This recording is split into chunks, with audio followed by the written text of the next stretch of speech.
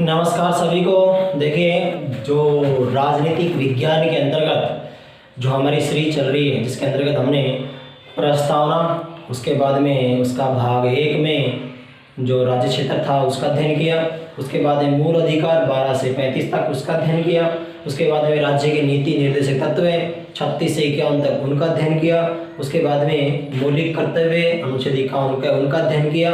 फिर हम जो संघ सरकार वाला चैप्टर है उसके अंतर्गत हमने राष्ट्रपति और उपराष्ट्रपति को विस्तार से अध्ययन कर लिया। राष्ट्रपति का निर्वाचन, उसकी शक्तियाँ, आपातकालीन शक्तियाँ, और उपराष्ट्रपति के निर्वाचन और उसके प्रमुख कार्य, वो सब पढ़ लिया था एक ही वीडियो में। अब जो नेक्स्ट जो कार्यपालिका में जो प्रमुख अंग आता है, मैंने बताया सरकार के 3 अंग होते हैं, कार्यपालिका, व्यवस्थापिका और न्यायपालिका। तो कार्यपालिका के अंतर्गत जो राष्ट्रपति उपराष्ट्रपति दोनों पढ़ लिया हमने विस्तार से। अब जो पढ़ने वाले हैं वो है महान्यायवादी।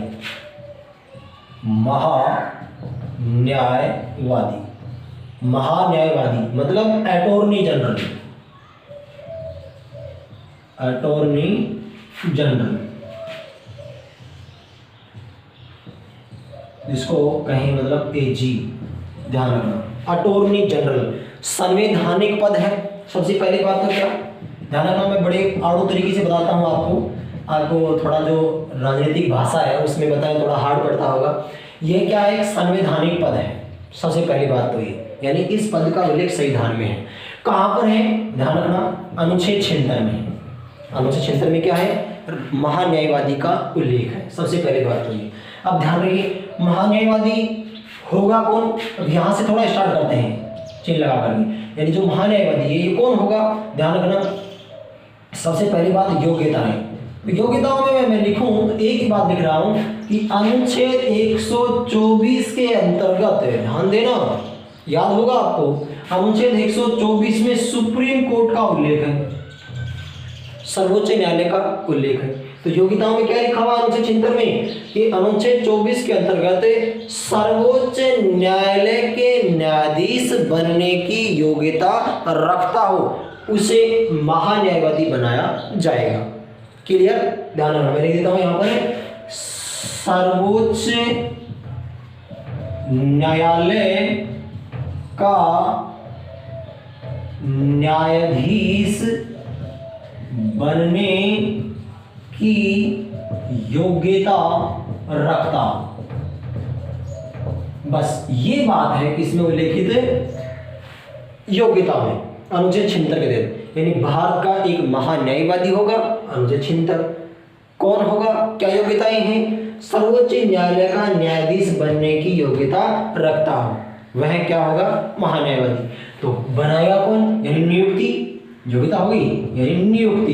तो नियुक्ति कौन करेगा, नियुक्ति करेंगे राष्ट्रपति। कौन करेंगे, राष्ट्रपति करेंगे। अब सीधी सी सिंपल सी बात है, बार बार बता रहा हूं, राष्ट्रपति मतलब मंत्रिपरिषद की सलाह से, मंत्रिपरिषद सलाह देगी कि ये फला फला व्यक्ति सर्वोच्च न्यायालय का न्यायाधीश बनने की योग्यता रखता है, इसे क्या महान्यायवादी पद पर नियुक्त किया जाए।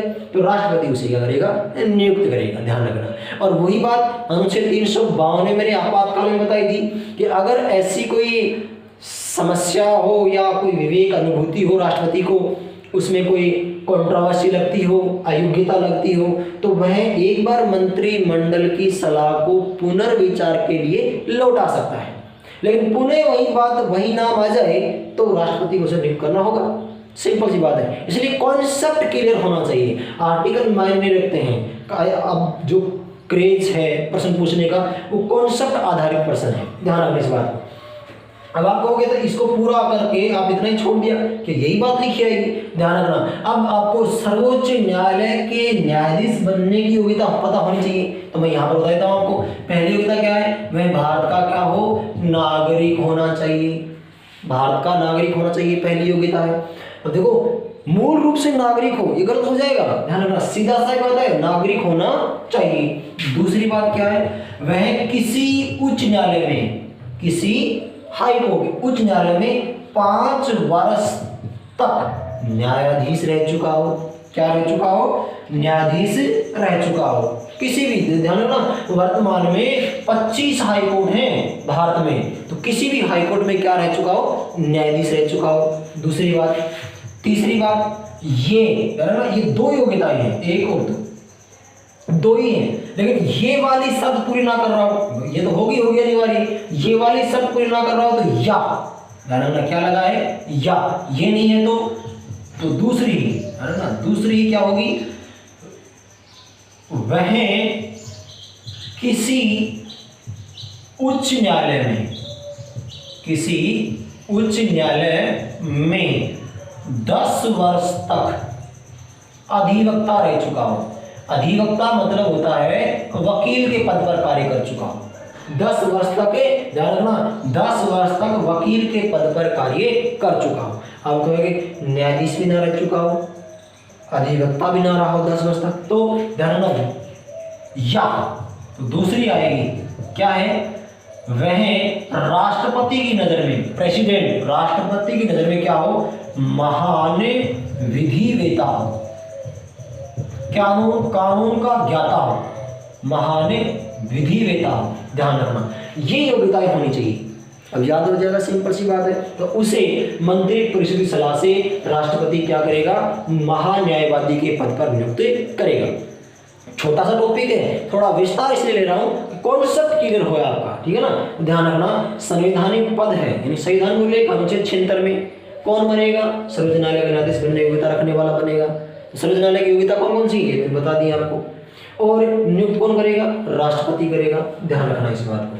अब इसको आप नोट कर लेना या यूज करके स्क्रीनशॉट ले लेना। अब इसके आगे बढ़ते हैं, क्या क्या प्रावधान है।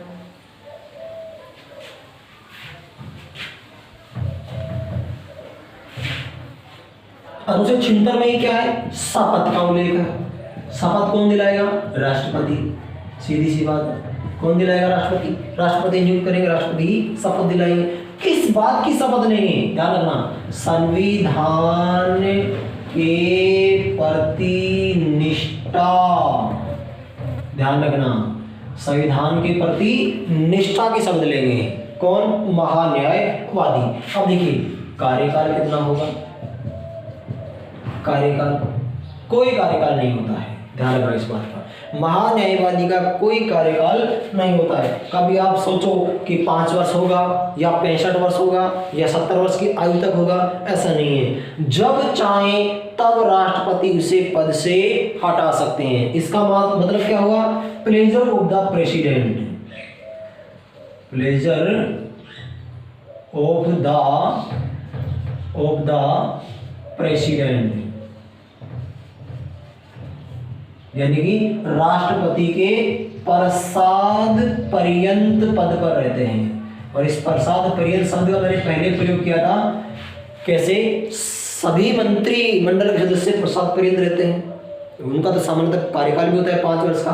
राज्यपाल भी प्रसाद पर्यंत रहता है, लेकिन सामान्यतः कार्यकाल होता है 5 वर्ष का। लेकिन ये भी प्रसाद पर्यंत रहता है, महान्यायवादी भी, लेकिन इसका कोई कार्यकाल नहीं होता है। यह 5 वर्ष, 6 वर्ष, 7 वर्ष, 10 वर्ष, 15 वर्ष, 20 वर्ष, कितने वर्ष तक कार्य कर सकता है और कभी भी राष्ट्रपति से हटा सकता है। तो हटाने का मतलब, हटाने का कोई प्रावधान नहीं है, कोई प्रावधान नहीं है। हटाएंगे कैसे, ध्यान रखना, कॉन्सेप्ट क्लियर करना, हटाना कोई प्रावधान नहीं है, संविधान में कोई प्रावधान नहीं है। या यूं कहें, संविधान क्या है इस बात में, मौन है। ध्यान रखना, ये बेटर आंसर है, संविधान इसमें मौन है, यानी जब चाहे मंत्रिमंडल सलाह देगी और राष्ट्रपति उसे पद से हटा देगा। तो ये है इसका हटाने का प्रमुख प्रावधान। तो ये सब क्या है, 76 में उल्लेखित, ध्यान रखना। अब क्या है इस खास बात, कार्य क्या करेगा, कार्य क्या करता है। कार्य मुख्य रूप से यह सरकार को विधि संबंधी सलाह देता है, विधि संबंधी सलाह देता है। ध्यान रखना, बहुत इंपॉर्टेंट है, विधि संबंधी सलाह देता है। और न्यायालय में जैसे कि आपको सभी को पता है कि सबसे ज्यादा विवाद सुप्रीम कोर्ट में किसके होते हैं, राज्य और व्यक्ति के, राज्य और राज्य के, यही तो होते हैं। तो ऐसे में सरकार का विवाद है तो सरकार हर किसी बात बात में सुप्रीम कोर्ट में या किसी हाई कोर्ट में अपना पक्ष तो थोड़ी रखने जाएगी। मुख्यमंत्री खड़ा है, कभी प्रधानमंत्री खड़ा है वहां पर कि हमने ये किया इसलिए किया है। तो ऐसे में सरकार की तरफ से जो वकील होते हैं वो कौन होते हैं? महान्यायवादी होते हैं। तो न्यायालय में सरकार का पक्ष कौन रखता है? महान्यायवादी रखता है। और क्या बात, राष्ट्रपति जब कोई कार्य दे, राष्ट्रपति जब कोई कार्य दे तो वह कार्य भी करता है। राष्ट्रपति दिया गया कार्य भी कौन करता है? महान्यायवादी करता है। कैसे? जैसे मैंने आपको एक जब प्रस्तावना वाला चैप्टर पढ़ा था उसमें एक विवाद बताया था, बेरूबारी विवाद 1960 का, जिसमें कि भारत कोई जमीन किसी अन्य राष्ट्र को दे सकता है नहीं दे सकता है। तो ऐसे में देखिए 143 के तहत राष्ट्रपति न्यायालय से सलाह मांग सकता है। तो राष्ट्रपति ने 143 अनुच्छेद के तहत सलाह मांगी, किसके जरिए, किसको काम दिया? महान्यायवादी को काम दिया कि आप न्यायालय से ये बात पूछें कि क्या कोई जमीन का टुकड़ा किसी देश को दिया जा सकता है? दिया जा सकता है तो कैसे दिया जा सकता है, कौन दे सकता है, किस प्रक्रिया से दे सकता है। तो ऐसे में राष्ट्रपति द्वारा दिया गया कार्य भी करता है और विधि संबंधी मामलों में सरकार को सलाह देता है। न्यायालय में सरकार का पक्ष रखता है, यानी न्यायालय में वह क्या होता है? सरकार का वकील होता है। इस बात का ध्यान रखना है। ये इसके प्रमुख क्या है? कार्य है। ध्यान रखना, बहुत इंपॉर्टेंट टॉपिक है, कॉन्सेप्ट पर आधारित टॉपिक है, मात्र 1-2 अनुच्छेद ही इसके याद करने के। अब जो नेक्स्ट अनुच्छेद है वो है अनुच्छेद 88, बहुत इंपॉर्टेंट है।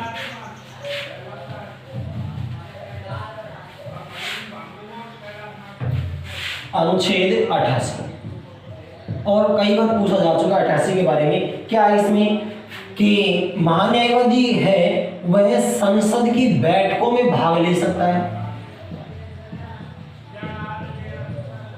ध्यान रखना इस बात का, क्योंकि कोई भी व्यक्ति संसद में दर्शक दीर्घायु में पीछे बैठ सकता है, कार्रवाई देख सकता है, लेकिन बैठकों में भाग नहीं ले सकता है, बोल नहीं सकता है। लेकिन महान्यायवादी संसद का किसी भी सदन की बैठक चल रही हो, राज्यसभा या लोकसभा, उनकी बैठकों में क्या ले सकता है? भाग ले सकता है। और दूसरी बात क्या है? किसी भी समिति का सदस्य भी बन सकता है, क्योंकि आप सभी को पता है समिति का सदस्य बन सकता है। यह अनुच्छेद 88 में उल्लेखित है, किसी भी समिति का। क्योंकि आप सबको पता है कि जब कानून की प्रक्रिया बनती है तो बहुत लंबी प्रक्रिया होती है।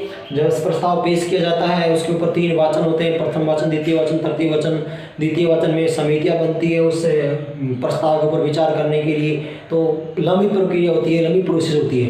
तो बहुत सी समितियां होती हैं सदन की या संसद की, तो उनमें समितियां बनती है तो उनका सदस्य भी बन सकता है कौन? महान्यायवादी। और कोई व्यक्ति नहीं बन सकता है, जब वह सदन का अध्यक्ष बनाएगा तो ही बन सकता है। ध्यान रखना, अन्य किसी बाहर की, क्योंकि महान्यायवादी सदन का सदस्य नहीं होता है, ना लोकसभा का होता है ना राज्यसभा का होता है, इसलिए संसद का सदस्य होगा वही समिति का सदस्य बनेगा। तो एक इसके लिए क्या है, ये मतलब अलग बात है, विशेष बात है कि जो सदन का सदस्य नहीं है, जो संसद का सदस्य नहीं है, फिर भी वह समिति यानी कि संसदीय समितियों का सदस्य बन सकता है, वह कौन है? महान्यायवादी। ध्यान रखना। और क्या कर सकता है? बैठकों को संबोधित भी कर सकता है। ध्यान रखना, कितनी विशेष बात है, संबोधित कर सकता है, यानी बैठकें चल रही हैं तो उनको संबोधित कर सकता है, अपने कुछ प्रावधान बता सकता है, अन्य कोई व्यक्ति नहीं बता सकता है। जबकि यह क्या? संसद का सदस्य भी नहीं है। लेकिन ध्यान रखना, नोट लगा करके बात को नोट कर लेना इस बात को, लेकिन मतदान नहीं कर सकता। जब वोटिंग की बात आती है ना, तब यह वोट नहीं डाल सकता है कि भाई कोई मसला या कोई प्रस्ताव विधेयक है उसके ऊपर अब अंतिम बार से वोटिंग करनी है, कौन इसके पक्ष में है कौन इसके विपक्ष में है इस कानून के। तो ऐसे में जब वोट गिरते हैं तब संसद का सदस्य ही उसमें वोट डाल सकता है, जबकि महान्यायवादी इसमें वोट नहीं डाल सकता है। विशेष बात यह है, संसद का सदस्य नहीं है महान्यायवादी, अटॉर्नी जनरल, फिर भी वह बैठकों में भाग ले सकता है, बैठकों को संबोधित कर सकता है और किसी समिति का सदस्य भी बन सकता है। लेकिन इससे भी खास इंपोर्टेंट क्या है, लेकिन वह मतदान नहीं कर सकता है अनुच्छेद 88 के अनुसार। इस बात को विशेष तौर पर ध्यान रखना है। तो ये थी महान्यायवादी के बारे में इंपॉर्टेंट बातें, सारा कॉन्सेप्ट होना चाहिए याद, कॉन्सेप्ट पर आधारित है, इसलिए वीडियो को बार बार देखने से सारी बातें स्पष्ट समझ में आएंगी। फिर भी और कोई आपको मन में कोई विवाद हो, डिस्प्यूट हो तो कमेंट्स बॉक्स में जरूर बताएं। तो लगे हाथ हम इसके बारे में और जान लेते हैं 2 मिनट में कि जो महान्यायवादी हैं वो पहले महान्यायवादी कौन थे। तो ध्यान रखना, फर्स्ट अटॉर्नी जनरल MC सित्तलवाड़, ध्यान रखना है, पहले महान्यायवादी कौन थे भारत के, MC सित्तलवाड़। और ध्यान रखना सबसे लंबा कार्यकाल भी इनका ही रहा है। अब आपको अपने आप कॉन्सेप्ट क्लियर हो जाएगा। कैसे, मैंने कहा कि आपको वैसे महान्यायवादी 5 साल तक रहेगा, नहीं, कोई कार्यकाल नहीं होता है, जब चाहे राष्ट्रपति हटा सकता है, प्रसाद प्रेम देता है, लेकिन जब तक मंत्रिमंडल के लिए वह उचित है तो राष्ट्रपति भी उसको नहीं हटा सकता मंत्रिमंडल की सलाह से। तो देखिए 1950 से लेकर के 1963 तक शासनकाल रहा है इसका, ध्यान रखना 13 साल तक। मैंने कहा ना कोई कार्यकाल नहीं होता इसका। तो सबसे लंबा कार्यकाल किसका रहा है, पहला कौन है, MC सित्तलवाड़। अब बात करें वर्तमान की, तो वर्तमान में जो अब 2021 चल रहा है, वर्तमान में कौन है अटॉर्नी जनरल, तो वह है के वेणुगोपाल राव, ध्यान रखना है। लेकिन अब बात ये है, पहला तो सबको पता चल गया, अब जो प्रश्न पूछने का जो क्रेज है वो ये है कि कौन से नंबर के हैं, ये तो आपने जान लिया कि पहले सित्तलवाड़ है और वर्तमान में वेणुगोपाल राव है। लेकिन प्रश्न ये नहीं पूछेगा कि वर्तमान में महान्यायवादी के वेणुगोपाल राव कौन से नंबर के महान्यायवादी हैं, जिस वर्तमान में जो मुख्य न्यायाधीश हैं वो कौन से नंबर के मुख्य न्यायाधीश हैं, ऐसे। तो ध्यान रखना ये 15वें नंबर के क्या है, महान्यायवादी अटॉर्नी जनरल है, इस बात को भी ध्यान रखना है।